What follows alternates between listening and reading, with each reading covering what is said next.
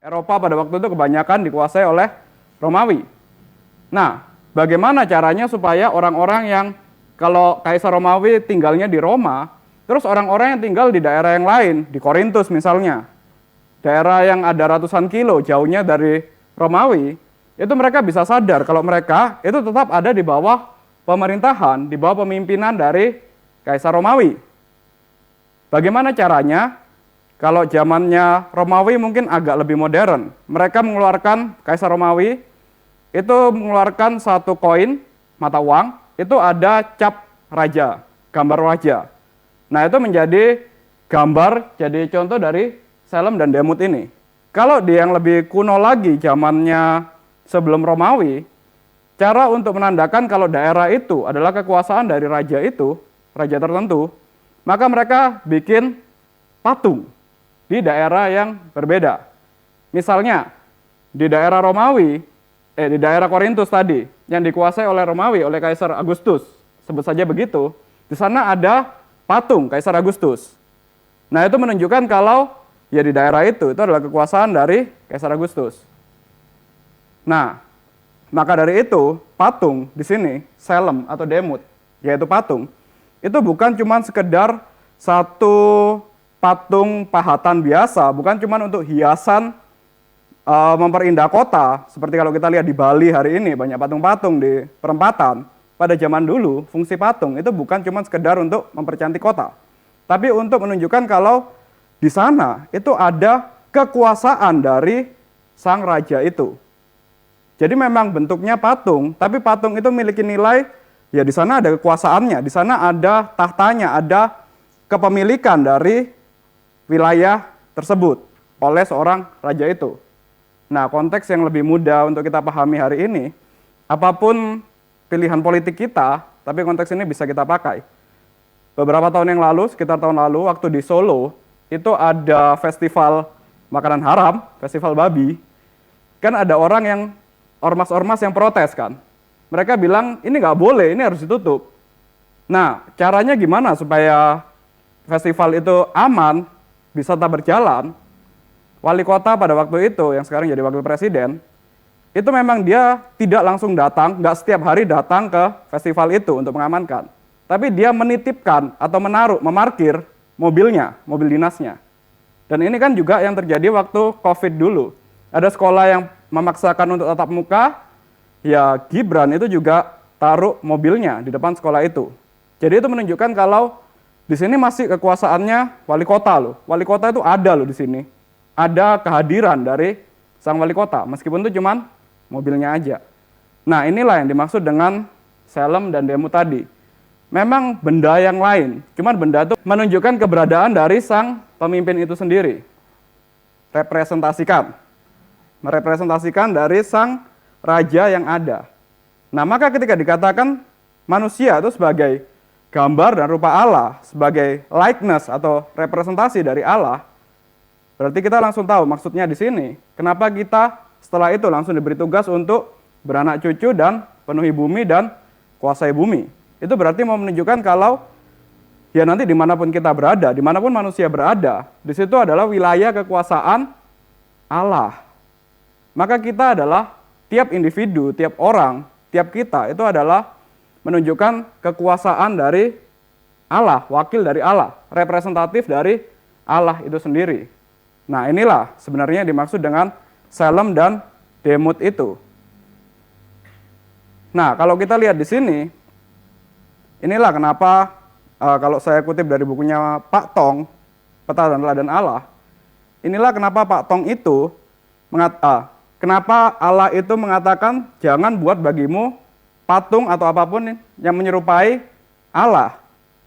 Karena kalau semua yang menyerupai Allah selain manusia, itu kan nanti bisa juga diartikan Salem dan Demut tadi, di mana ada simbol gambar Allah, maka di situ ada kuasa Allah, maka di situ ada Allah itu sendiri. Nah, ini sesuatu yang bahaya kalau sampai kita terapkan. Maka ini bisa jadi penyembahan terhadap berhala. Makanya penyembahan terhadap berhala itu berbahaya sekali, karena itu merepresentasikan Allah itu sendiri. Nah, maka simbol apapun yang kita hari ini Kenapa gereja Reform itu menghilangkan banyak lukisan, banyak patung? Karena itu di sana itu mengandung nilai ini, representasi terhadap sesuatu.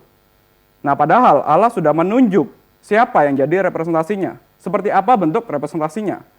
Dan juga gambaran yang dipakai oleh Alkitab kan menarik.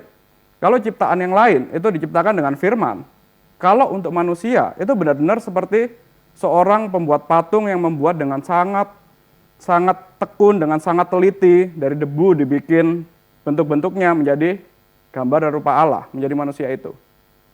Nah, tapi yang jadi permasalahan sekarang, maksudnya yang jadi representasi itu apanya? Kalau kita kembali lagi lihat ke patung, itu kan bentuk fisiknya kan. Tapi kalau kita langsung menerapkan manusia sebagai gambar dan rupa Allah, itu representasi Allah yang seperti patung tadi, maka berarti kita harusnya Allah itu juga mirip dengan kita dong. Allah punya tangan, Allah punya kaki, Allah punya tubuh. Apakah benar seperti itu? Nah, di sini kita bisa melihat ternyata gambar dan rupa Allah itu tidak mengarah kepada bentuk fisik. Kenapa begitu? Karena Allah itu adalah roh. Injil Yohanes mengatakan Allah itu roh. Sedangkan kita bertubuh fisik. Pada akhirnya memang Allah pribadi yang kedua, Yesus Kristus, mengambil tubuh fisik menjadi manusia. Tapi kalau lihat kejadian, konteksnya kitab Kejadian, sebenarnya gambar dan rupa Allah yang seperti apa?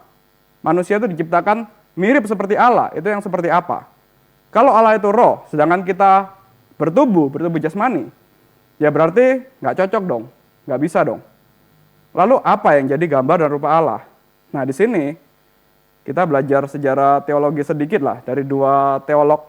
Yang pertama, seorang teolog yang dari zaman dulu sekali bernama Irenaeus.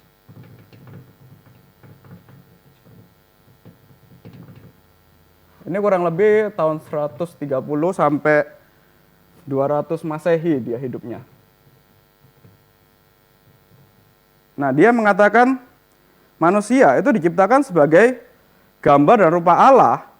Itu dalam artian Selem ini, Allah, gambar Allah itu dalam rasio. Jadi Irenaeus mengatakan ini adalah rasio. Nah, manusia bisa berpikir, manusia bisa punya ide kreatif, manusia bisa menciptakan sesuatu dari tidak ada, ya dari bahan-bahan yang ada, menjadi sesuatu yang baik. Misalnya dari kabel, dari chip bisa jadi laptop. Atau dari kayu-kayu bisa jadi kursi. Nah, itu karena manusia punya rasio. Dan ini menunjukkan kenapa manusia bisa punya rasio dan berbeda dari makhluk-makhluk yang lain. Ya karena manusia adalah Selemnya Tuhan, gambarnya Tuhan. Maka manusia itu punya rasio dan kehendak bebas untuk bisa mengambil keputusan dan bertanggung jawab.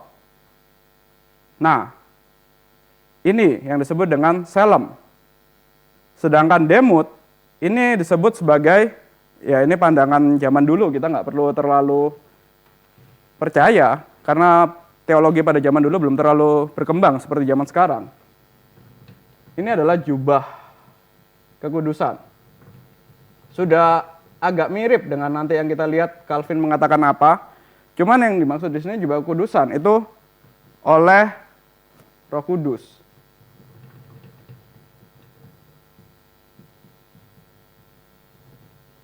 Nah, kalau di sini berarti dia membedakan antara rasio yang adalah otak kurang lebih dengan kekudusan yang adalah Roh Kudus. Nah, di sini kita mulai menemukan ada perbedaan antara dia mengatakan, ya ini otak, ini roh. Sedangkan manusia juga punya tubuh, maka dia mengatakan tubuh, beda, otak, roh, dan tubuh. Nah, inilah yang disebut dengan, kalau dalam istilahnya yang hari ini kita lebih sering mendengar, tubuh, jiwa, dan roh. Ini trikotomi istilahnya.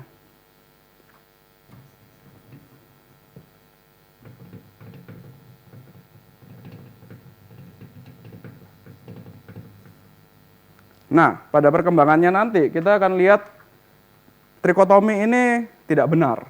Kita tidak percaya trikotomi. Tapi kita nanti kita akan lihat John Calvin mengatakan apa. Bukan trikotomi tapi dikotomi. Nah, di sini Irenaeus itu mengatakan manusia pada awalnya rasionya itu benar-benar ya Tuhan ciptakan, punya pikiran yang benar-benar serupa dengan Tuhan. Kemudian kekudusannya ya, karena manusia waktu itu belum jatuh dalam dosa, memang benar-benar kudus. Dan tubuhnya kalau Irenaeus saya tidak terlalu banyak membahas ini. Tapi setidaknya tubuhnya juga tubuh yang belum jatuh dalam dosa. Tapi kemudian setelah jatuh dalam dosa, semuanya tercemar oleh dosa. Dan yang ini, yang kudus ini, itu hilang. Yang percaya Kristus baru nanti dipimpin Roh Kudus, baru nanti ada lagi. Nah ini kan pandangan yang kalau kita ketemu sama orang-orang yang berbeda pandangan dengan kita, itu banyak yang menganut ini.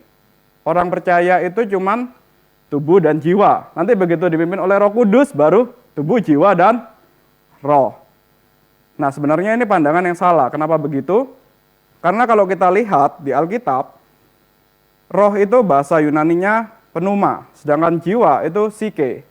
Di perjanjian baru, nanti bisa lihat sendiri. Tubuh, jiwa, dan roh, psyche dan pneuma, itu seringkali dipakai secara bergantian, yang sebenarnya itu sinonim. Jadi itu tidak menunjukkan perbedaan antara dua entitas yang berbeda, dua objek yang berbeda. Enggak. Tapi itu cuman satu, tapi dibilangnya bergantian.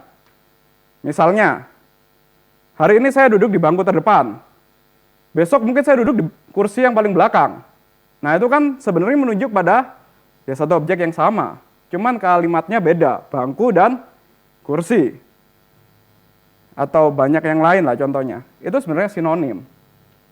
Nah makanya pengertian ini salah. Sedangkan langsung aja kita kalau John Calvin mengatakan, ini dihapus saja. Rasio ini sudah agak mirip. Bagi John Calvin juga mengatakan kalau kenapa harus ada pembedaan antara gambar dan rupa. Ini juga sebenarnya itu hanya menunjukkan penekanan.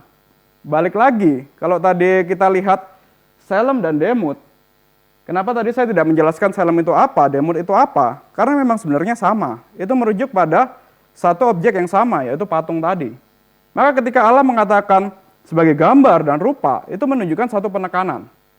Ingat di Alkitab, ketika Allah memberikan pesan yang penting, itu Allah akan mengulanginya. Firman Tuhan akan dikatakan lebih daripada satu kali. Gambar dan rupa. Itu sebenarnya menunjuk pada satu hal yang sama, yaitu diciptakan ya menurut Tuhan, mirip seperti Tuhan. Sudah, itu aja. Jadi nggak perlu dipisahkan. Nah, tetapi yang dimaksud dengan gambar dan rupa Allah, bagi John Calvin, agak mirip seperti Irenaeus. Kalau John Calvin mengatakan, bukan dalam tubuh fisik, tetapi gambar dan rupa Allah, itu ada dalam pengetahuan, kebenaran, dan kekudusan. Mari kita buka Kolose 3 ayat 10.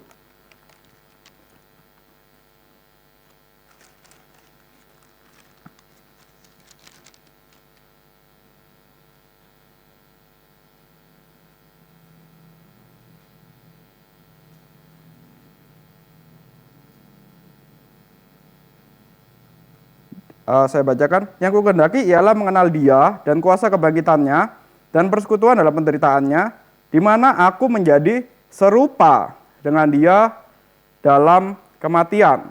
Yang bagi John Calvin ini diartikan dalam pengudusan, dalam kebenaran, serupa dengan Kristus. Kemudian Efesus 4 ayat 24.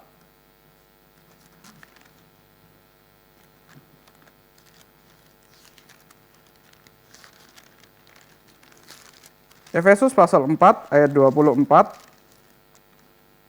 Dan mengenakan manusia baru yang telah diciptakan menurut kehendak Allah di dalam kebenaran dan kekudusan yang sesungguhnya. Nah, jadi yang dimaksud oleh John Calvin di sini yang disebut gambar dan rupa Allah itu adalah pengetahuan, kebenaran dan pengudusan. rasio kebenaran atau pengetahuan.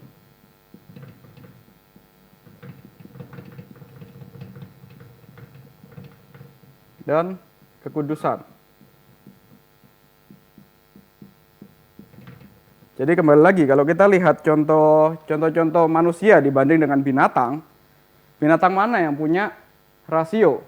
Binatang yang paling pintar, mungkin kita bilang entah itu gurita, entah itu burung gagak, atau simpanse. Mereka memang bisa, kalau gurita zaman dulu waktu zamannya Piala Dunia, katanya bisa meramal siapa yang akan menang. Di mana dia pilih benderanya, itu berarti yang nanti akan menang di Piala Dunia. Tapi sepintar-pintarnya gurita, simpanse, ataupun juga burung gagak, tetap kan mereka tidak bisa menciptakan satu produk yang seperti laptop ini misalnya. Atau sekedar bikin rumah yang penuh dekorasi lah. Nggak bisa kan. Mereka bikin rumah memang bisa, tapi ya gitu-gitu aja. Burung gagak misalnya ya, dari daun, mereka tidak pernah mencoba misalnya bikin rumah dari semen lah. Dari, ya kalau semen kan produk sudah jadi, dari tanah gitu. Ataupun gurita mencoba bikin rumah, sekali-sekali cobalah bikin rumah di darat. Nggak bisa kan. Tapi manusia itu punya rasio, manusia punya ide untuk membuat dari bahan-bahan yang ada, dari bahan-bahan mentah yang ada, dari pasir. Ya kalau mau ngomong seperti tiru-tiru seperti burung gagak misalnya. Pertama kali manusia bikin rumah dari jerami atau dari apapun. Tapi kemudian ternyata tidak terlalu kuat. Akhirnya coba bikin dari batu, dari tanah. Akhirnya lebih kuat. Hari ini bikin rumah bukan cuma dari batu tanah, tapi juga pakai baja. Bagaimana bisa punya pikiran seperti ini? Kenapa bisa punya ide yang begitu kreatif ini? Yaitu karena gambar dan rupa Allah. Ada pikiran yang lebih daripada binatang. Dan kemudian juga kebenaran. Siapa di sini? Ya binatang mana peduli soal kebenaran. Mereka tidak akan mempedulikan apapun selain kebutuhan hari ini makan, minum, makan kebutuhan pokok, kemudian tempat tinggal dan paling kebutuhan seksual. Sudah itu aja. Dan ya beranak pinak. Sepintar-pintarnya tetapkan ya mereka tidak mencari kebenaran.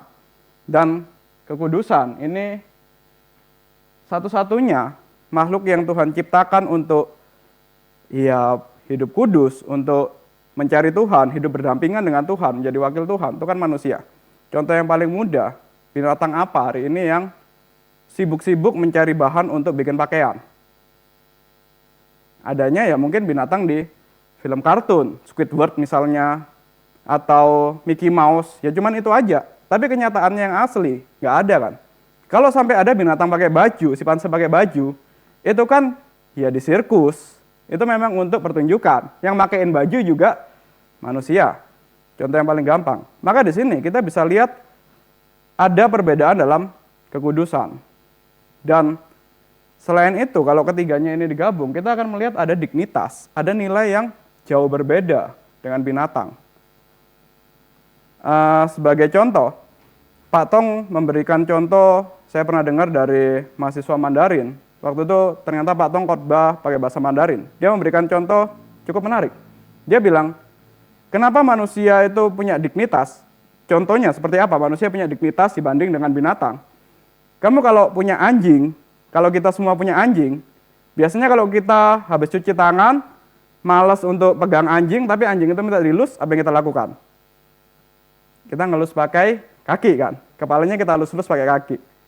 Nah kalau kita punya istri, atau punya mama, punya ibu, kemudian mereka pingin kepalanya digaruk, gatel gitu. Kemudian kita habis cuci tangan, kita nggak mau coba garuk pakai kaki. Kira-kira gimana? Sopan nggak? Nggak kan? Kita langsung dari sini aja langsung lihat, oh iya ada yang sangat berbeda. Nggak usah ibu kita, nggak usah istri kita. Teman kita aja, di sini yang kita cuman berteman, kemudian kita langsung angkat kaki di kepalanya dia. Itu kan pasti dia langsung marah kan. Dan kita sendiri juga merasa, ya itu perendahan. Itu merendahkan martabat. Nah ada dignitas, ada nilai yang berbeda. Kalau binatang, mau dielus pakai kaki pun juga mereka senang. Anjing dielus pakai kaki, mereka justru senang. Tapi kalau manusia, itu marah. Nah, inilah ada dignitas yang berbeda. Nah ini, ketika manusia jatuh dalam dosa, ketiganya ini masih tetap ada tapi sudah rusak.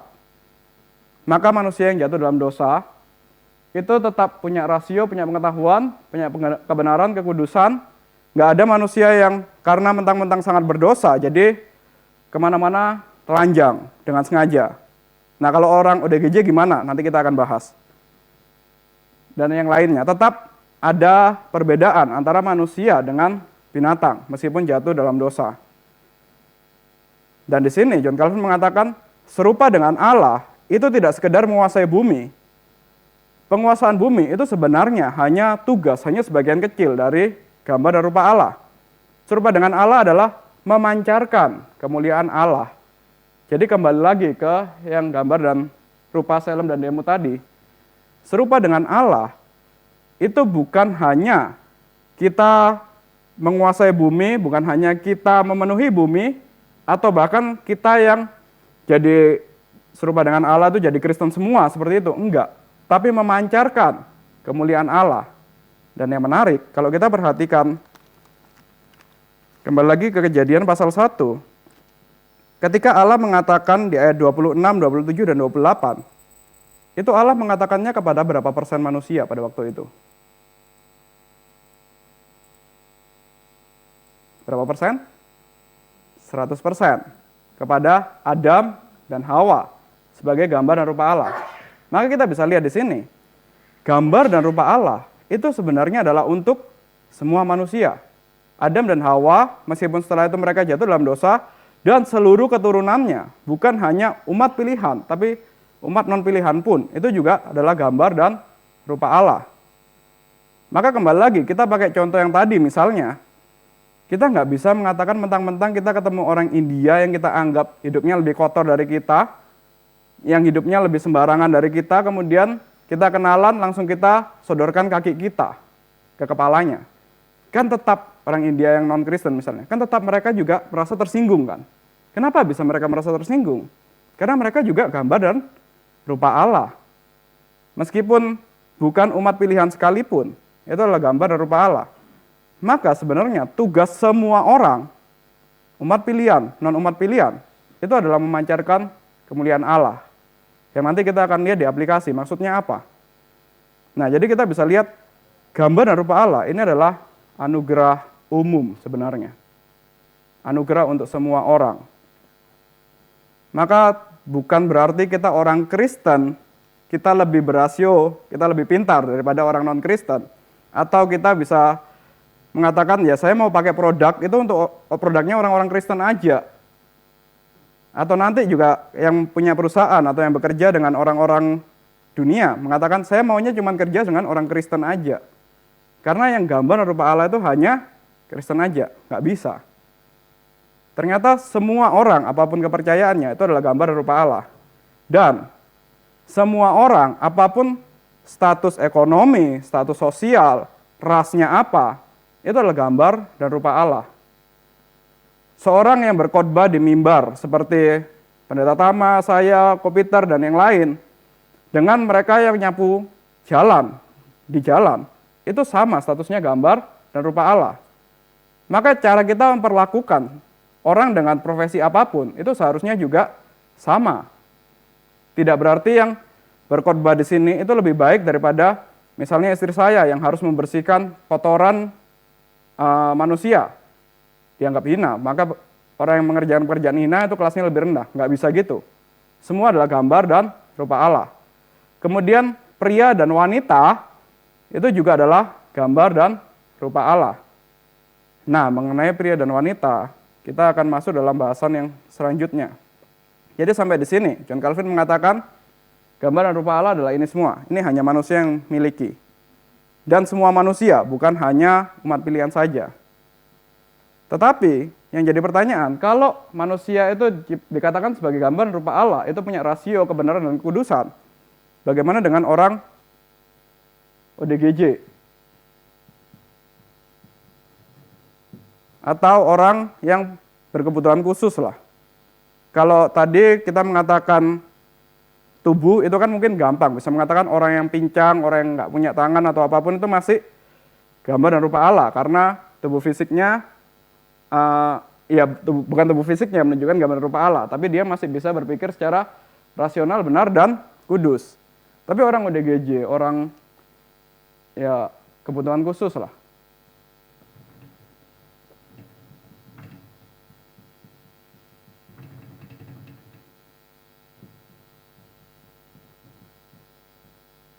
Ini bagaimana?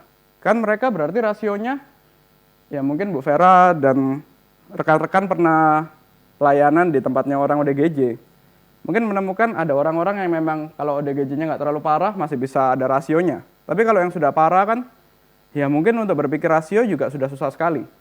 Kalau kita ketemu sama mereka yang ada di jalan misalnya, ya mereka sudah seakan-akan mirip kayak binatang kan, nggak pakai baju. Terus gimana? Apakah mereka kehilangan? Apakah gambar dan rupa Allah itu hilang? Sedangkan John Calvin mengatakan kan rusak. Tapi telanjang, nggak beda sama binatang. Nah, bagaimana kita menjawabnya? Kalau kita lihat lagi, kembali ke ayat 26, 27, 28, 27 sajalah, satu ayat ini. Maka Allah menciptakan manusia itu menurut gambarnya. Menurut gambar Allah diciptakannya dia, laki-laki dan perempuan diciptakannya mereka. Gambar dan rupa Allah dalam satu ayat yang sama itu dikaitkan dengan laki-laki dan perempuan. Dan ini bukan mengatakan soal gender saja. Kenapa Allah mengatakan sebagai laki-laki dan perempuan? Dan kalau kita perhatikan juga ketika Allah pertama menciptakan Adam, dikatakan masih kurang, masih ada yang kurang, masih perlu untuk Adam ini butuh seorang penolong, yaitu wanita. Nah, di sini kita bisa lihat, kira-kira Allah menciptakan kita sebagai gambar dan rupa itu sebagai gambar dan rupanya Allah yang seperti apa? Ada yang mau coba jawab? Allah yang seperti, ya Allah kita itu seperti apa deh? Minggu lalu kan sudah membahas mengenai Allah, juga kita sudah beberapa kali mengatakan soal Allah. Allahnya orang Kristen itu seperti apa? Iya, berelasi. Allahnya orang Kristen itu ada berapa pribadi? 3. Maka ketika dikatakan diciptakan sebagai gambar dan rupa Allah, kita tidak bisa menunjuk pada salah satu pribadi itu. Saya sebagai gambar dan rupa Allah, maka saya mirip Kristus. Enggak dong. Allah yang dimaksud di sini adalah Allah Tritunggal.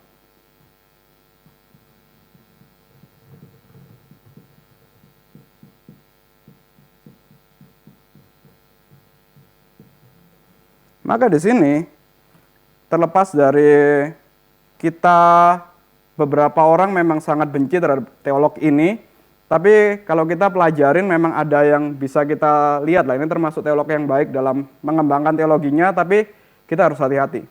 Seorang yang bernama Karl Barth. Karl Barth ini kembali lagi, mengutip dia kita harus banyak belajar, harus hati-hati. Karena ada beberapa pandangan dia yang kita tidak setuju, reform. Tapi beberapa pandangan dia baik. Salah satu pandangan dia yang baik, dia mengatakan di mana peta dan teladan Allah, bagi Karl Barth itu tidak terbatas, tidak berhenti sampai dalam intelek atau rasio. Bukan berhenti sampai watak, struktur, atau kualitas manusia. Jadi bukan cuman rasio kebenaran atau kekudusan, tapi lebih lagi, karena kita diciptakan sebagai gambar dan rupa Allah dari Allah Tritunggal, maka satu poin yang paling penting dari Allah Tritunggal, yaitu kasih,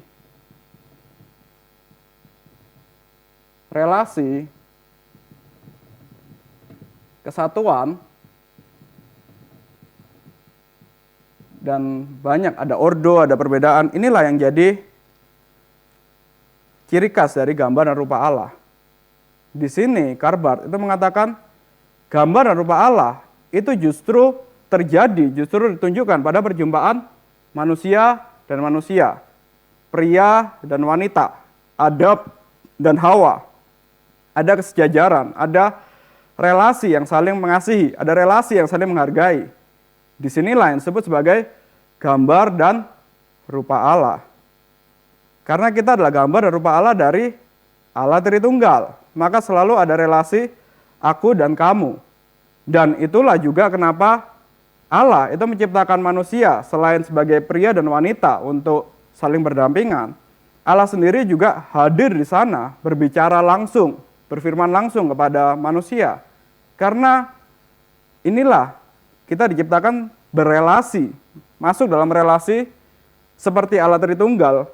Gambar dan rupa kita diciptakan sebagai gambar dan rupa Allah Tritunggal, dan kita juga dimasukkan dalam relasi Allah Tritunggal itu. Maka ketika dikatakan manusia jatuh dalam dosa, itu yang pertama kali dirusak, itu kan relasi. Manusia Hawa digoda oleh iblis, oleh ular, oleh ciptaan. Ular itu kan ciptaan. Kalau saya beberapa kali sudah mengatakan, harusnya manusia pria, manusia wanita, itu kan berkuasa atas seluruh ciptaan. Harusnya mereka yang berkuasa atas ular dong. Harusnya kalau ular bicara sembarangan, Adam dan Hawa itu yang menghardik. Yang bahkan mereka bisa mengusir ular itu keluar dari taman. Itu kuasanya manusia, harusnya begitu. Dan Hawa itu karena secara ordo, bukan secara, kalau nilai kan gambar dan rupa. Tapi secara ordo, ada tugas masing-masing. Hawa secara ordo di bawah pimpinan dari Adam. Harusnya ketika Adam melihat Hawa digoda oleh ular, Adam yang menarik Hawa dong. Adam yang memimpin Hawa mengatakan, jangan dengarkan. Seperti itu kan. Tapi, dan terakhir, harusnya mereka taat pada perintah Allah kan. Allah mengatakan, ya jangan makan buah itu. Tapi, yang pertama kali dirusak kan relasi ini. Ular bicara kepada Hawa. Hawa mengajak Adam. Baru terakhir Allah yang mencari mereka. Di mana? Adam. Relasinya rusak. Dan kemudian makin hari makin parah. Baru mereka punya anak, Adam dan Hawa, langsung saling membunuh. Nah yang dirusak paling parah itu adalah relasi, gambar dan rupa Allah ini. Kalau ngomong soal rasio, kebenaran dan kudusan, itu nggak separah relasi yang rusak. Dan relasi dengan Tuhan itu semakin lebih hancur lagi. Manusia jadi tidak bisa mencari Tuhan. Nah disinilah gambar dan rupa Allah itu benar-benar rusak ketika relasinya rusak. Nah, jadi kita bisa lihat, kembali lagi ke pertanyaan tadi, bagaimana dengan ODGJ dan orang berkebutuhan khusus. Kalau ngomong soal relasi, iya mereka memang secara rasio, kebenaran dan kekudusan mungkin sudah rusaknya parah sekali. Tapi justru orang-orang ini kan, orang-orang yang paling butuh orang lain. Mereka orang-orang yang paling tidak bisa hidup sendiri. Justru ketika kita mungkin ada kesempatan mungkin membantu merawat mereka atau orang yang berkebutuhan khusus. Kalau kita mungkin punya saudara, punya anak yang berkebutuhan khusus, kemudian kita singkirkan mereka, kita sedang tidak menjalankan gambar dan rupa Allah. Tapi justru mereka yang butuh kita tolong. Justru kita jadi benar-benar menikmati. Kita sebagai gambar dan rupa Allah punya relasi dengan mereka. Justru disinilah kalau kita mau peduli terhadap orang-orang yang seperti ini, gambar dan rupa Allah itu kita yang mempedulikan mereka yang butuh sekali dengan kita. Di sanalah kasih terpancar. Di sanalah gambar dan rupa Allah dinyatakan. Nah, maka di sini bukan orang yang sendirian, bukan orang yang terlalu pintar atau bukan orang yang mungkin terlalu kudus, yang mungkin punya jabatan tertentu di gereja yang menunjukkan gambar dan rupa Allah, tetapi justru orang-orang yang mau menunjukkan kasih, orang-orang yang mau menunjukkan relasi yang baik sebagai gambar dan rupa Allah. Dan kembali lagi, kalau kita dalam rumah tangga atau dalam relasi gereja atau dalam relasi apapun itu, kita jadi orang yang menyukai perpecahan, kita menjadi orang yang tidak menghargai sesama, tidak mau menjalin relasi, tidak mau mengampuni dan diampuni, itu kita juga sebagai gambar dan rupa Allah, kita problem. Kita juga tidak menunjukkan gambar dan rupa Allah. Maka kita sebagai gereja, ya kita harus saling mengasihi satu dengan yang lain. Di sanalah kita menunjukkan gambar dan rupa Allah. Dan kalau kita kaitkan lagi, gambar dan rupa Allah yang sempurna itu kan Kristus. Sedangkan Kristus mengatakan tubuhku adalah gereja. Justru dalam gerejalah kita menunjukkan gambar dan rupa Allah yang sejati. maka kita tidak bisa dalam kesendirian sebagai wakil Tuhan ini, tapi sebagai satu kesatuan gereja. Dan kita juga, ya untuk Bapak Ibu sekalian yang menikah, itulah kenapa kita juga perlu menikah. Itu bukan hanya sekedar prokreasi, tapi juga untuk menunjukkan, ya inilah gambar dan rupa Allah, saling menolong satu dengan yang lain, saling mengampuni satu dengan yang lain. Di sanalah kemuliaan Allah nampak. Inilah yang Allah pulihkan dalam Kristus yang mati di atas kayu salib. Relasi dengan Allah dan relasi dengan sesama dipulihkan. Gambar dan rupa Allah dipulihkan. Nah, maka di sini kita bisa mengatakan gambar dan rupa Allah itu ada dalam relasi. Di sini hukum A itu mengatakan kita harus mencitrakan Allah dengan cara hidup kita, dan jantung dari gambar Allah adalah kasih kepada Allah dan sesama. Nah, secara teori sampai sini kita bahas sedikit mengenai aplikasinya. Nah, karena kita sudah melihat bahwa semua manusia itu adalah diciptakan sebagai gambar dan rupa Allah, maka apa yang bisa kita lakukan hari ini? Yang paling mudah, kita hari ini kan semua bekerja kan. Ya mungkin ada yang pensiun. Kalau yang pensiun sekalipun juga tetap pergi ke pasar, itu kan juga ketemu sama semua orang. Kita semua adalah orang yang bersosial. Kita semua adalah orang yang hidup di wilayah ini. Karena kita juga lihat Allah itu berfirman kepada semua manusia sebagai gambar dan rupanya. Maka kita bisa menghargai semua manusia. Kita bisa bekerja bersama dengan semua manusia. Bahkan kita bisa menciptakan satu artefak, satu budaya, satu hasil karya bersama dengan non-umat Tuhan sekalipun untuk memuliakan Tuhan. Kita bisa berelasi, justru dalam kita berelasi bersama dengan orang yang bahkan bukan non-umat Tuhan sekalipun, kita tetap di sanalah gambar dan rupa Allah tercermin. Tapi balik lagi, kalau kita lihat, ya mungkin rekan-rekan kita atau orang lain yang belum mengenal Kristus, belum dilahirbarukan, tetap mereka bisa berelasi, tapi kadang relasinya kan ya toksik lah, untuk kepentingan diri sendiri lah, atau relasi yang saling menyakiti lah. Tapi kita yang umat Tuhan bersama-sama dengan non-umat Tuhan diajarkan untuk ya udah kita sebagai gambar dan rupa Allah mencerminkan relasi yang baik, tetap berelasi dengan semua orang. Dan kita juga bisa lihat, karena Allah menciptakan semua manusia sebagai gambar dan rupa Allah, Allah memberikan nilai dignitas yang sama kepada semua manusia, dan Allah memberikan keterampilan yang sama untuk semua manusia. Kita ambil contoh di 1 Korintus 7 ayat 17.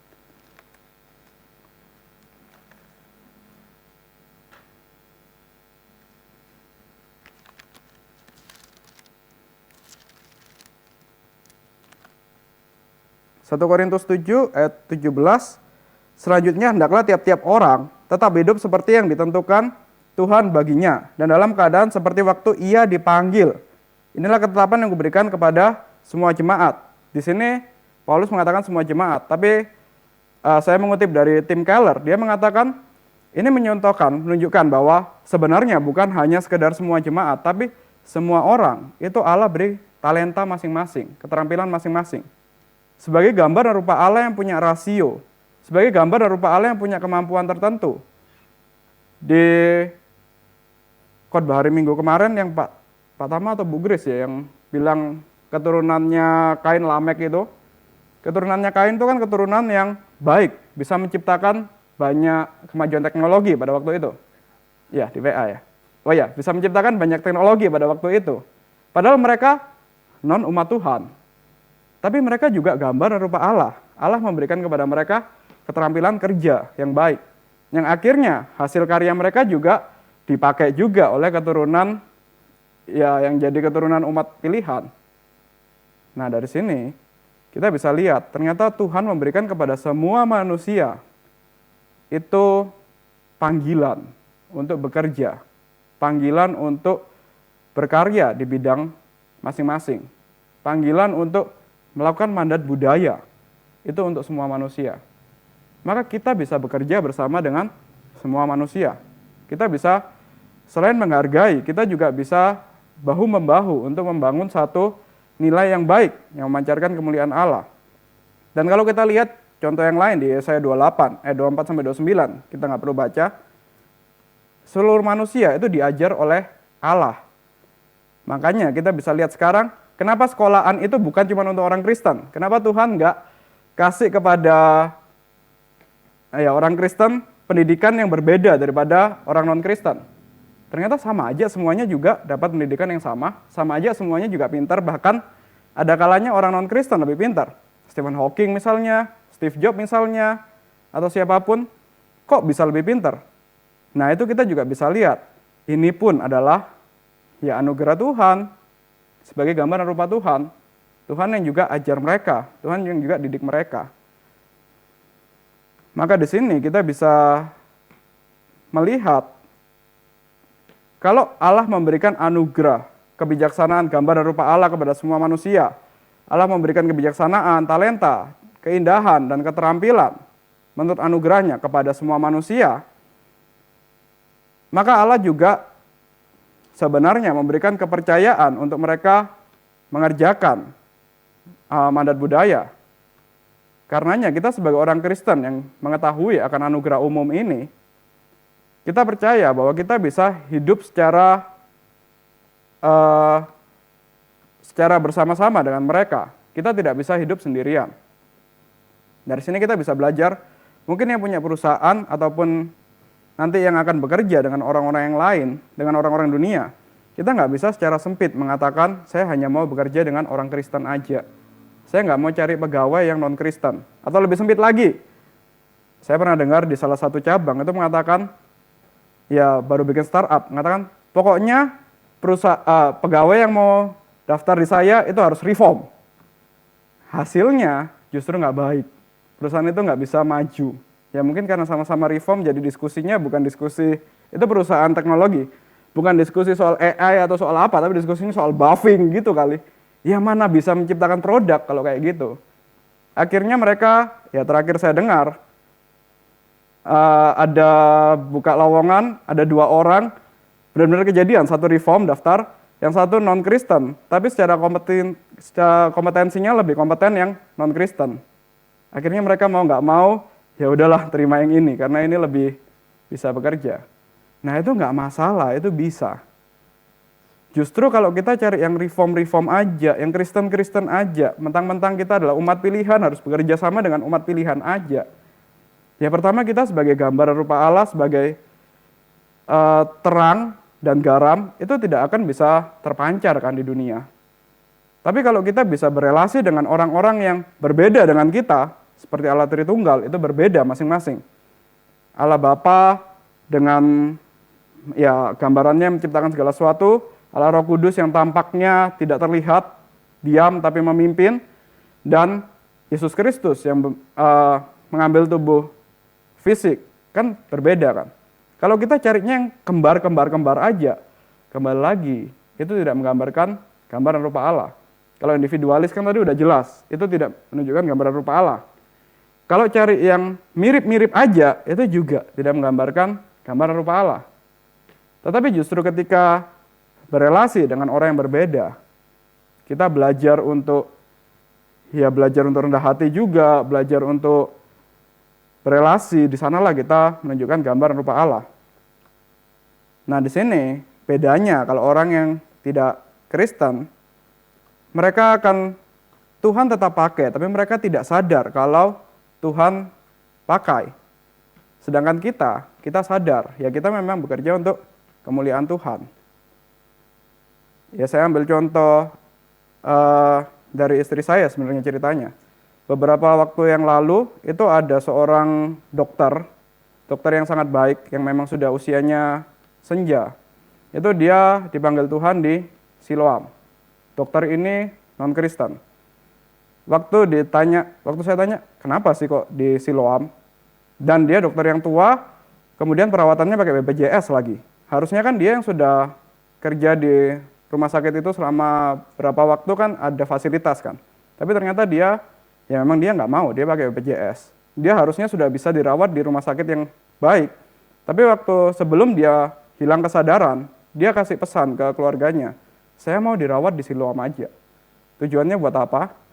ya dia mau, kalau dia dipanggil, ya istilahnya orang muslim bukan dipanggil Tuhan. Kalau dia mati, dia mau mati di tempat di mana dia bekerja. Nah ini kan dari mana dia bisa punya hikmat kayak gini? Dari mana dia bisa begitu setia pada panggilan yang Tuhan kasih kepada dia? Ya karena dia juga gambar dan rupa Allah. Tuhan juga kasih panggilan kepada dia, meskipun dia nggak sadar itu. Sedangkan kita yang beruntung, kita sadar. Maka kita yang bekerja bersama dengan orang-orang yang seperti ini, kita harusnya hargai mereka. Kita harusnya menunjukkan, ya ini juga umat peliharaan Tuhan. Meskipun mereka bukan umat pilihan, meskipun nanti di bumi baru kita nggak berjumpa dengan mereka. Kalau kita bisa menginjili mereka, jadi mereka percaya Kristus, mungkin mereka umat pilihan, itu puji Tuhan. Tapi kalaupun tidak, setidaknya hari ini, ketika kita bekerja bersama dengan gambar dan rupa Allah yang seperti ini, hargai. Kita bisa belajar banyak, bekerja bersama dengan mereka, kita bisa menghargai setiap pekerjaan mereka. Tapi mereka tidak sadar. Nah, maka di sini saya mengutip dari Tim Keller, dia mengatakan, kita akan memiliki landasan yang teguh jika kita membuat satu dasar bersama dengan orang-orang non-Kristen untuk melakukan pekerjaan-pekerjaan yang melayani dunia. Pekerjaan-pekerjaan orang Kristen bersama orang-orang lainnya harus tandai oleh kerjasama yang rendah hati dan penuh hormat. Pemahaman akan anugerah umum seharusnya membawa kita untuk bekerja dengan bebas dan rendah hati bersama orang-orang lain yang tidak memiliki iman yang sama, tetapi bisa dipakai Allah secara luar biasa untuk mencapai kebaikan yang besar. Pada saat yang sama, kita tetap menunjukkan bagaimana iman Kristen memberi kita sumber daya dan tuntunan yang penuh kuasa untuk apa yang kita lakukan. Jadi singkatnya, ya kita bisa bekerja sama orang non-Kristen untuk menciptakan satu budaya yang baik, satu produk yang baik, dan kita harusnya bisa lebih lagi karena kita tahu kita dituntun oleh Tuhan. Dan karenanya kita juga tidak perlu sampai kesal, sampai merasa sebal dengan orang non-Kristen yang ternyata Tuhan pakai. Itu pun juga adalah pemeliharaan dari Tuhan. Itu pun juga adalah karena gambar dan rupa Tuhan. Dan kita yang mungkin juga belajar, kita nggak perlu, ya kita bisa lah belajar sama semua orang, non-orang Kristen pun juga. Kita nggak perlu mentang-mentang Kristen jadi cari dosen, cari guru, cari mentor yang Kristen-Kristen aja. Enggak, kita bisa juga belajar dari orang lain. Kalau mereka punya hikmat, itu pun adalah dari Tuhan. Nah, kita akan masuk diskusi. Apakah ada diskusi, pertanyaan? Ya, Bu Vera.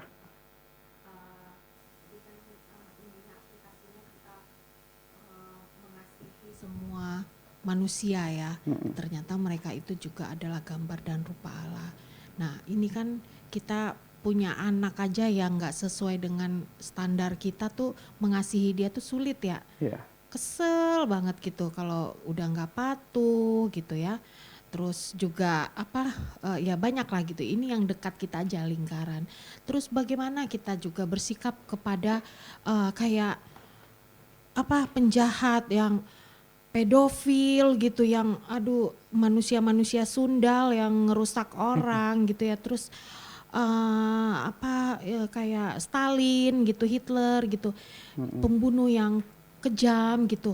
Itu bagaimana kita memandang rupa Allah di diri orang-orang seperti ini gitu. Terus bagaimana sikap kita menghadapi yang katanya gambar dan rupa Allah juga ini gitu ya. Kan dia manusia juga kan. Yeah. Tapi kayak mana ngelihat manusia kayak gini kan. Gimana gitu Pak? Oke, terima kasih Vera. Jadi memang kalau kita lihat orang-orang yang sangat-sangat jahat, ya pertama balik lagi, kita lihatnya dalam kacamata CFRC, mereka kan kita sudah hidup dalam kondisi dunia yang jatuh dalam dosa. Jadi memang gambaran rupa Allah ini tetap ada dalam mereka tetap berasio, tetap punya kebenaran, kekudusan, dan mereka punya relasi. Yang menarik, orang sejahat Hitler sekalipun, waktu dia mati dia nggak mau mati sendirian. Konon ceritanya dia ngajak wanita, istrinya atau istri entah sah atau tidak sah untuk ya mati bersama-sama kan. Minum obat bersama, istrinya yang wanita suruh minum obat, terus dia menembakkan kepala Hitlernya. Dia pun juga nggak mau mati sendirian, mau mati dalam relasi. Hitler, Stalin, Lenin, dan yang lain. Kalau ceritanya bukan dalam relasi, setidaknya mereka juga kepingin dikenang kan oleh orang lain. Tetap pingin ada relasi dengan orang lain. Meskipun mereka komunis sekalipun, juga ternyata mereka butuh pasukan, butuh orang lain untuk meneruskan ideologi mereka dan segala macam. Jadi di sini juga kita bisa lihat dalam kejahatan mereka yang paling jahat sekalipun, membinasakan gambar dan rupa Tuhan, ternyata mereka juga masih butuh itu, masih justru menggunakan gambar dan rupa Tuhan itu untuk kejahatan. Nah, inilah yang sama yang terjadi seperti Kain dan Habel. Dan kalau kita perhatikan itu kan juga yang dirusak relasinya kan. Kain panas hati, iri kepada Habel. Relasi kan yang mulai. Gambar dan rupa Allahnya dalam relasi itu juga rusak.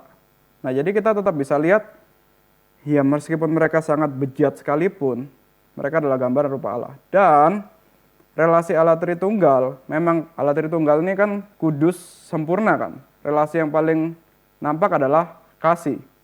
Tapi kasih Allah kepada manusia, itu kan bukan kasih yang, manusia ini kan tidak sempurna, manusia sudah jatuh dalam dosa. Dalam kasih Allah kepada manusia, itu ada disiplin, ada hukum kan, yang harus, ya Allah memberikan 10 perintah Allah. Itu kan juga bentuk relasi Allah kepada manusia.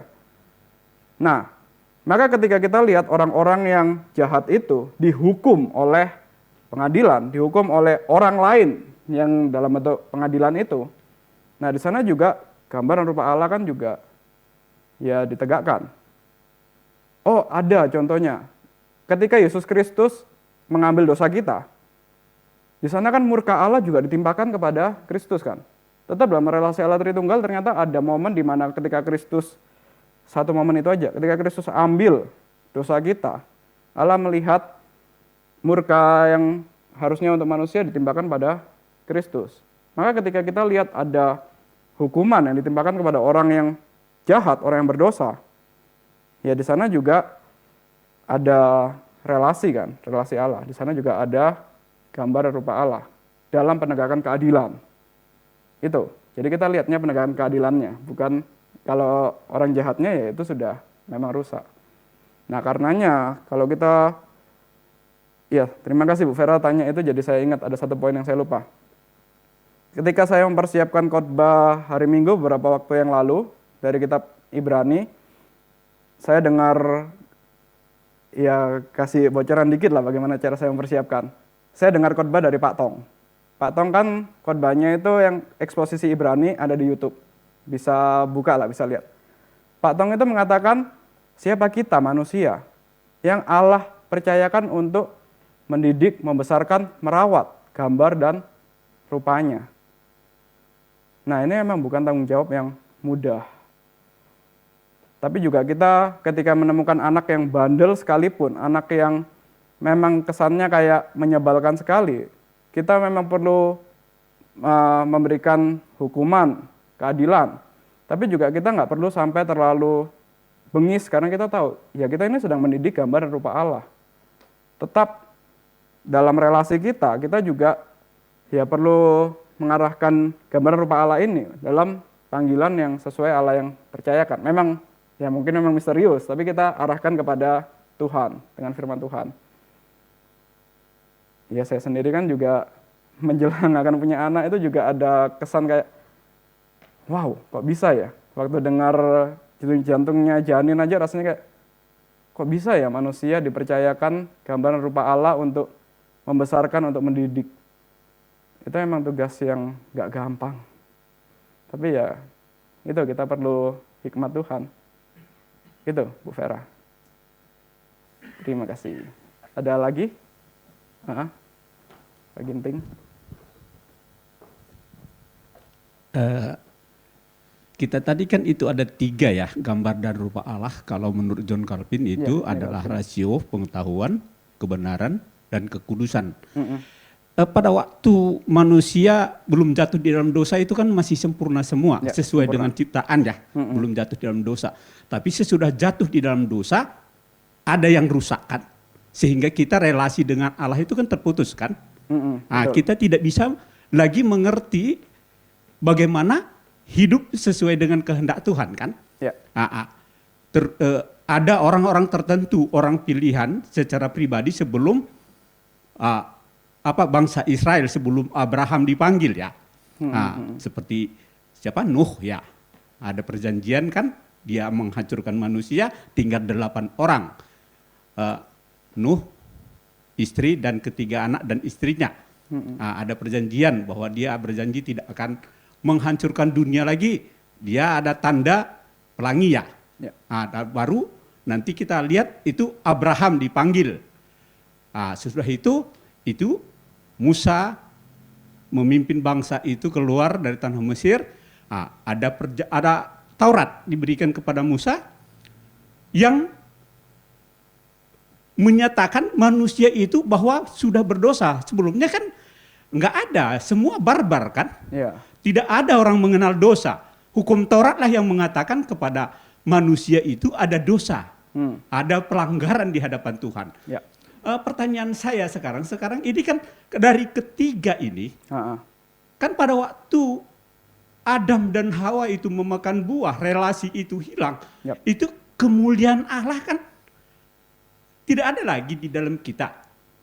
Berarti ini kekudusan ini berarti sesuatu hal yang fatal ya, saya kira yang dilanggar ya, sehingga kita hilang relasi. Dan nanti itu kan di dalam perjanjian baru pun hukum Taurat pun itu hanya dinubuatkan kan, dinubuatkan mulai dari kitab Kejadian itu sudah dinubuatkan akan datang ya, yang akan menyelesaikan yaitu Yesus Kristus. Sehingga kekudusan itu adalah pada waktu Yesus di atas kayu salib dengan darahnya yang kudus dikembalikan sehingga sempurna, sehingga orang yang dijamah Roh Kudus sadar akan dosa dan sadar bahwa dia membutuhkan Kristus kalau dia mau kembali kepada Allah, dan kalau dia kembali mau menjalankan perintah Tuhan, kalau dia mau kembali ke rumah, ke tempat semula pada waktu kita diciptakan. Jadi kira-kira kekudusan ini batasannya di mana pada waktu Adam jatuh ke dalam dosa? Itu pertanyaan yang pertama. Pertanyaan yang kedua, kalau Adam, dia itu sebagai orang yang dipilih Tuhan untuk mengelola bumi, ciptaan, dia itu belum jatuh dalam dosa. Dia bisa jatuh, bisa tidak. Tapi kalau kita sekarang sudah diselamatkan oleh Kristus, tapi kita tidak bisa lagi tidak jatuh dalam dosa, pasti jatuh terus. Bahkan sudah kita masuk di dalam, sudah kita menerima Kristus sebagai Tuhan dan Juru Selamat, Roh Kudus sudah menjamah kita pun, kita terus jatuh bangun di dalam itu. Kira-kira perbedaan kita, manusia yang belum jatuh dalam dosa yaitu Adam dan Hawa, dan kita pada saat ini gereja, itu ada nggak perbedaan? Perbedaannya di mana? Iya. Terima kasih. Terima kasih Bang Inting. Nanti bisa diingatkan yang pertanyaan kedua ya, agak panjang. Yang pertama dulu, kalau kekudusan, kebenaran dan rasio, ini memang kalau yang kekudusan, ini John Calvin secara lebih jelas mengatakan, pada mulanya manusia itu memang punya iman dan kasih kepada Allah dan sesama dengan dengan sempurna. Cinta pada kekudusan dan kebenaran. Dan karunia ini memang hilang, tapi dalam artian manusia itu kekudusan dan kebenaran. Ini kan masalah menyangkut mencari Tuhan kan. Relasi dengan Tuhan. Ini manusia. Ini dosa. Dosa itu memang menghalangin. Maka manusia sudah tidak bisa lagi mencari Tuhan. Itu nggak mungkin, karena dosa. Tapi bukan berarti benar-benar tidak ada sama sekali. Tuhan tetap memberikan hati nurani sebagai anugerah umumnya. Dan di dalam hati nurani ini ada bahasa teologisnya sensus divinitatif. Kalau dalam bahasa Indonesia kurang lebih sense keinginan untuk mencari Tuhan. Allah tetap berikan ini sebagai anugerah umum kepada semua manusia. Tapi cari Tuhan yang mana akan ya terhalang oleh dosa ini, yang seperti awan. Nggak akan bisa ketemu Tuhan yang mana. Kalau dulu manusia dengan kekudusan dan kebenarannya cari Tuhan yang ya langsung aja relasi sama Tuhan, Tuhan yang benar itu bisa. Tapi karena dosa, ya udah mentok, nggak bisa. Karenanya akhirnya, karena sudah manusia tetap ada sense di dalam dirinya Tuhan itu ada. Tapi Tuhan yang mana? Jadi banyak agama. Semua orang berusaha melihat ke atas cari Tuhan. Kalau yang lihat ke atas nggak ketemu, cari kemana? Ya mungkin cari ke sekitar, cari pohon, cari batu yang besar. Tapi juga ternyata nggak ketemu. Cari kemana? Ke diri sendiri. Cari diri. Oh ya saya Tuhannya. Di ciptaan ini kan saya, di alam semesta ini kan saya yang paling pintar, saya yang paling besar. Maka sayalah Tuhannya. Tapi sebenarnya itu juga ya untuk mengisi kekosongan dalam diri. Ada hal yang tadi untuk cari Tuhan, punya iman itu sudah hilang. Tapi tetap ada sense akan Tuhan itu untuk mengisi kosongan itu. Makanya sekarang orang-orang ya itulah, ada yang menyembah diri sendiri dengan jadi terlalu narsis dan segala macam seperti itu. Jadi ya memang rusak, tapi bukan berarti manusia langsung benar-benar tidak mencari Tuhan sama sekali, tetap ada. Nah, kemudian yang kedua, soal ya kalau kudusan, oke lah. Karena akhirnya manusia itu juga tetap ada, meskipun rusak, tetap ada sensus divinitas, tapi rusak ya hari ini kita bisa lihat lah orang-orang LGBTQ kayak gitu-gitu. Tetap mereka mengumbar hawa nafsunya dengan sembarangan, tapi kan tetap dalam konteks mereka juga ada batasannya sendiri kan. Mereka nggak langsung, mereka akan cari pasangan dengan cara ya kenalan dulu kayak gitu-gitu kan. Nggak langsung kayak kucing, di pasar ketemu pasangan langsung nikah di tempat itu juga. Tetap kan, mereka melakukannya meskipun mereka ada kata pride sekalipun, mengumbar cuman dalam parade itu aja. Tapi mereka melakukan hubungan seks kan tetap di tempat yang ya tempatnya kaumnya mereka sendiri lah, kurang lebih kayak gitu. Yang baru-baru ini juga digeledah di Jaksel itu kan. Mereka tidak melakukan hubungan seks sesama jenis misalnya di jalan sekarang kayak gini. Kan tetap ada sense akan ya nggak boleh mengumbar aib, nggak boleh mengumbar hal yang memalukan. Meskipun sekarang sudah macam-macam, ada yang sampai memvideokan jadi video porno dan segala macam, tapi tetap nggak seliar kucing lah, tetap beda. Iya, ada batasnya, begitu. Karena ya ini tadi, Tuhan masih kasih hati nurani sebagai anugerah umum dan sense akan Tuhan. Kemudian yang kedua tadi? Yang kedua, perbedaan Adam Hawa dan kita orang Kristen pada saat ini yang sudah dikembalikan oleh Kristus, mengenal Tuhan, dan mengerti firman Tuhan, mengerti kita berdosa sadar, dan kita menerima Yesus sebagai Tuhan dan Juru Selamat. Kita ini adalah kerajaan Allah ya, maksudnya umat Allah sekarang ini. Gereja itu adalah umat Allah yang ada di dunia ini sampai Tuhan Yesus datang kembali. Itu apa kita bedanya? Mungkin ada perbedaan apa? Tadi satu perbedaan tadi itu, kalau dia dulu Adam Hawa boleh tidak jatuh, kalau dia tidak melanggar perkataan Tuhan, firman Tuhan.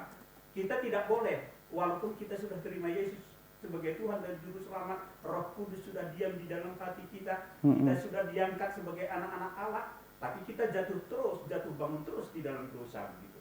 Ya, jadi kalau ngomong soal perbedaan, ya saya harus kembali lagi. Ini masalah menyangkut kondisi kita dan kehendak kita kan, dalam berdosa atau tidak berdosa. Saya mengutip dari seorang teolog tahun 300-an, Agustinus.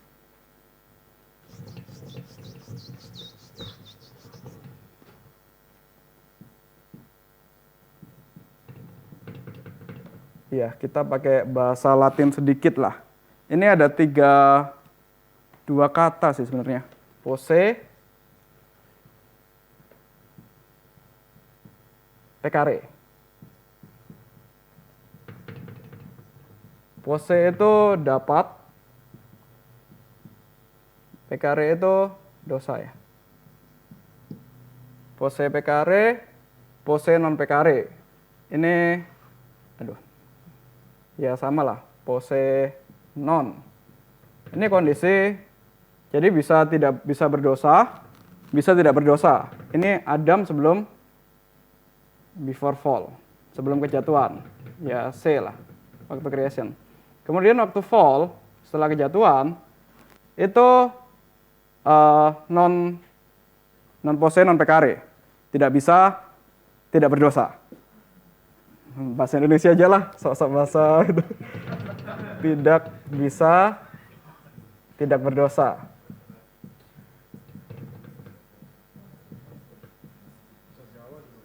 Iya. Nah, kemudian kondisi kita setelah penebusan bisa tidak berdosa. Nanti waktu kedatangan Kristus yang kedua kali tidak bisa berdosa.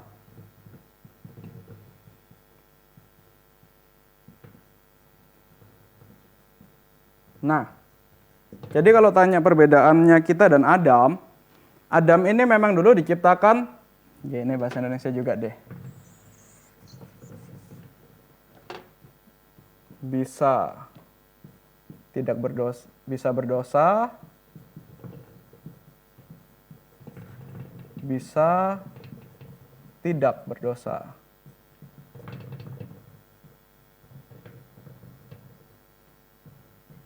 Nah, jadi waktu kondisinya Adam, ini kita bisa berdosa, bisa tidak berdosa. Ini kan mirip sama kondisi ya dengan Kristus. Setelah kita penebusan, bisa tidak berdosa. Tetapi kalau kondisi yang kita setelah penebusan Kristus, ini sebenarnya ya posenon bisa untuk tidak berdosa, tetapi itu hanya dalam aktual kan.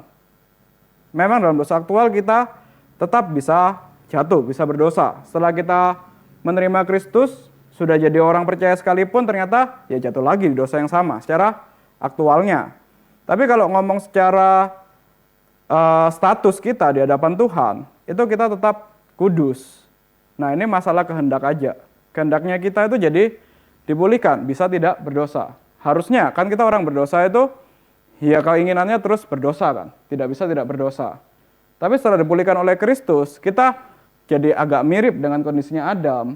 Tapi kalau Adam ini benar-benar ya dia secara statusnya juga jadi ya jadi berdosa juga. Kalau kita tetap benar, nah karenanya kita yang dari awalnya ini negatif harusnya berdosa terus. Sedikit demi sedikit itu jadi bisa tidak berdosa. Ada pengudusan setiap saat. Progresif. Jadi gampangnya ya kalau dalam kondisinya Adam memang kan belum mengenal dosa sama sekali kan. Ya memang mereka ya udah cuman satu momen itu memutuskan untuk berdosa atau tidak berdosa. Kalau kita sudah hidupnya dalam kebiasaan berdosa, kemudian mengenal Kristus, semakin hari kita yang dulunya sama dosa ini rasanya suka, biasa, makin hari lama kok setelah kenal Kristus kok dosa itu rasanya aneh, kok dosa itu nggak baik, kok saya mengecewakan Tuhan terus. Tapi hari ini tetap jatuh. Mungkin besoknya langsung merasa jangan jatuh hari ini. 2 hari sekali jatuhnya. Lama-lama jadi seminggu sekali, lama-lama jadi sebulan sekali. Jadi ada perasaan untuk kita sudah mau serupa Kristus, nggak mau lagi jatuh dalam dosa yang sama.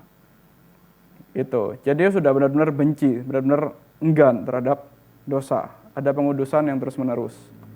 Dan itu dipimpin oleh Roh Kudus. Nggak bisa dengan kekuatan kita. Gitu. Dan kita makin hari makin peka terhadap pimpinan Roh Kudus itu. Sampai nanti, ya udah, ketuhanan Kristus sudah nggak berdosa sama sekali. Itu sih bedanya. Terima kasih Pak. Sama-sama. Ini baru dapat sekali di saya jawaban yang ini. Belum pernah dapat. Iya. Terima kasih. Ada lagi diskusi? Bu Moy?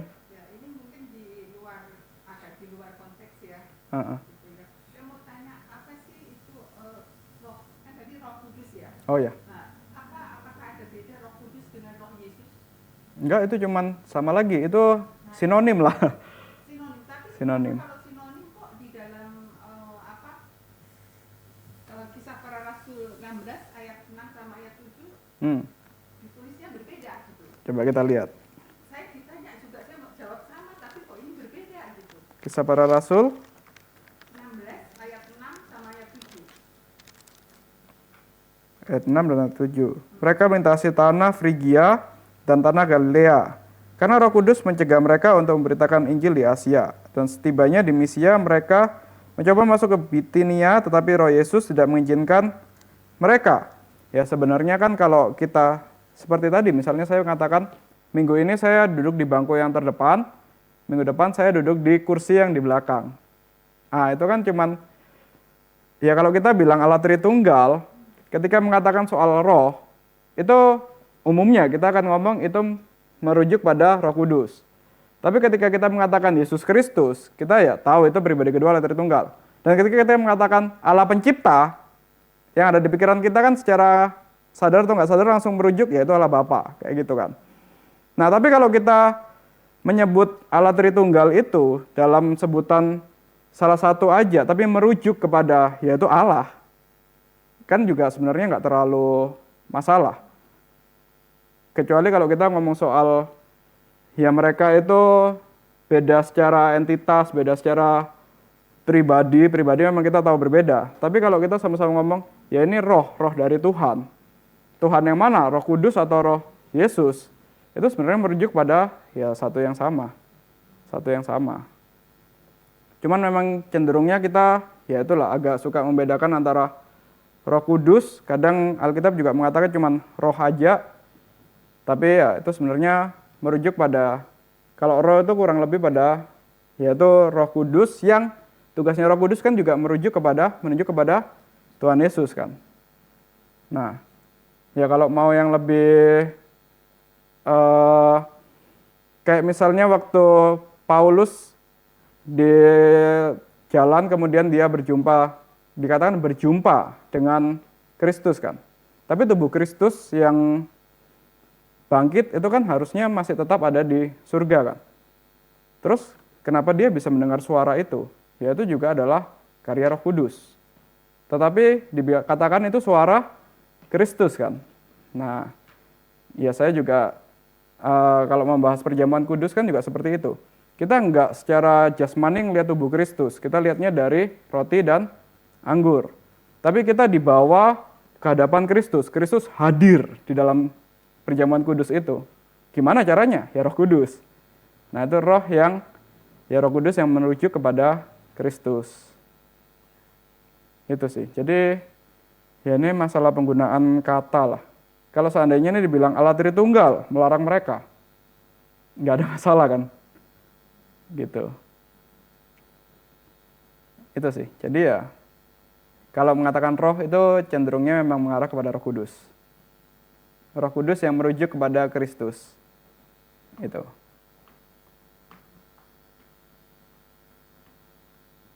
Ya, ada lagi? Marcel? Terakhir mungkin ya, sudah 57.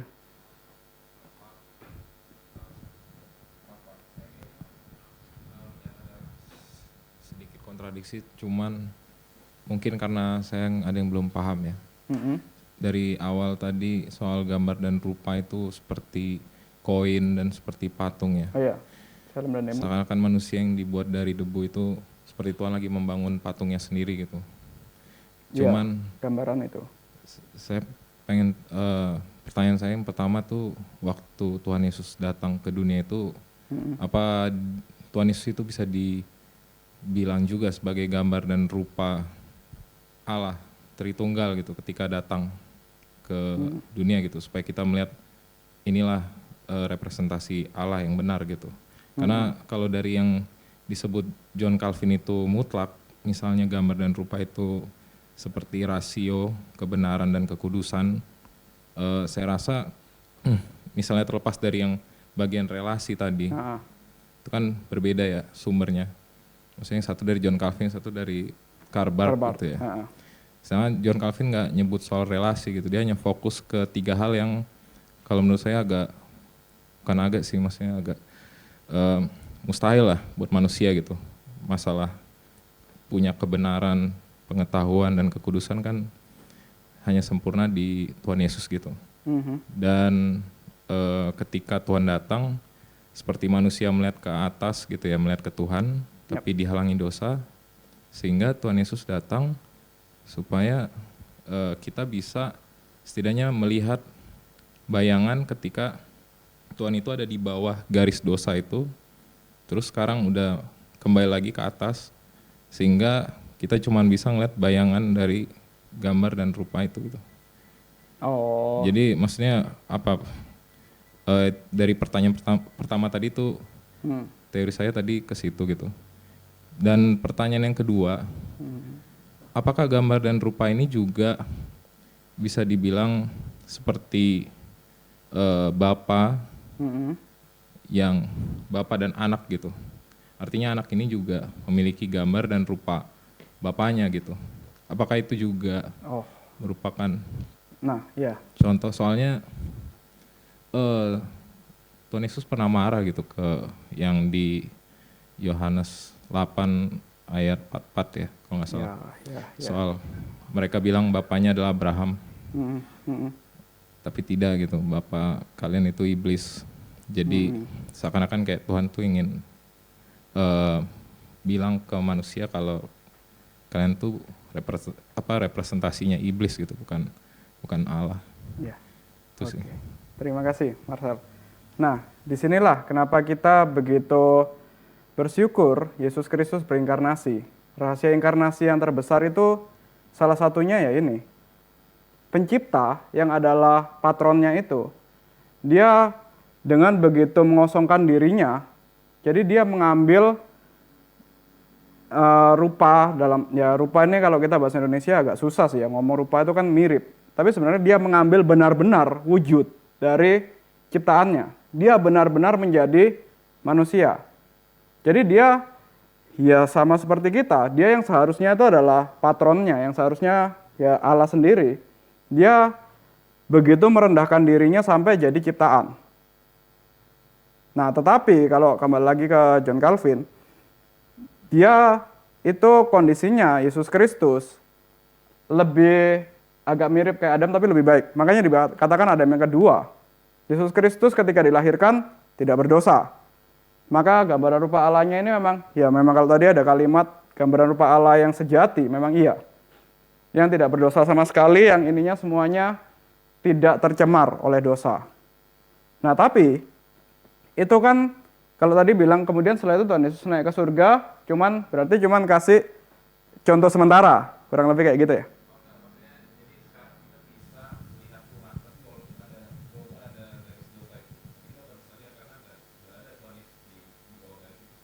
Oh iya, ya itulah tugas imam besar.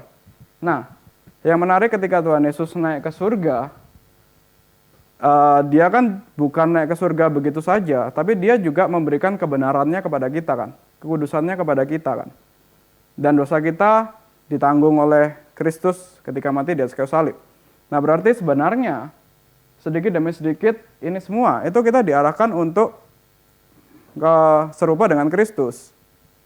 Secara status kita sudah benar-benar kudus, benar-benar secara status kita benar, seperti Kristus yang benar, karena kita diberikan status itu oleh Kristus. Tapi secara tindakan kita dikit demi sedikit, ya kita dipimpin untuk menjadi serupa dengan Kristus. Dan kalau ngomong John Calvin itu mutlak, ya John Calvin itu tetap teolog 500 tahun yang lalu.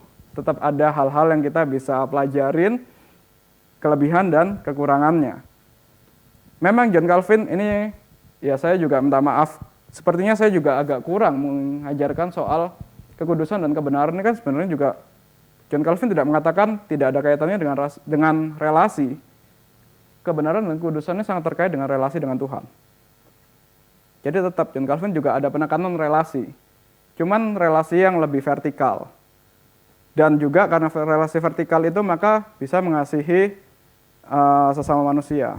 Kalau Karl Barth itu memang lebih jelas menekankan itu soal, bahkan dia mengatakan relasi pria dan wanita, relasi yang berbeda jenis kelamin, perjumpaan antara pria dan wanita. Begitu. Iya. Ada lagi? Tadi kayaknya ada yang kurang deh masih saya menjawab. Iya, udah. Gimana, Marcel? Udah ya? Oke. Terima kasih. Jadi ya itulah, kita bisa lihat orang-orang yang berkebutuhan khusus sekalipun, orang-orang yang non-Kristen sekalipun, itu juga adalah tetap gambar dan rupa Allah. Selama masih bisa berelasi. Oke, Bapa kami yang di surga, kami bersyukur kepada Engkau, Kau yang ciptakan kami sebagai gambar dan rupa-Mu, bukan sebagai ciptaan yang mirip seperti binatang ataupun yang lain, tetapi justru mirip seperti Engkau, Allah Tritunggal. Maka biarlah kami mencerminkan relasi kasih, relasi yang saling mengasihi satu dengan yang lain, yang bersatu, yang saling mengampuni satu dengan yang lain, sehingga kami sungguh-sungguh memancarkan sebagai gambar dan rupa-Mu. Juga dalam pekerjaan kami, dalam pergaulan kami, biarlah kami juga menghargai setiap orang sebagai gambar dan rupa-Mu, sehingga memperlakukan setiap orang dengan kesadaran. Ketika kami menyakiti mereka, kami menyakiti gambar dan rupa-Mu, dan ketika kami berlaku baik kepada mereka, kami berlaku baik kepada gambar dan rupa-Mu. Hanya dalam nama Tuhan Yesus kami berdoa. Amin.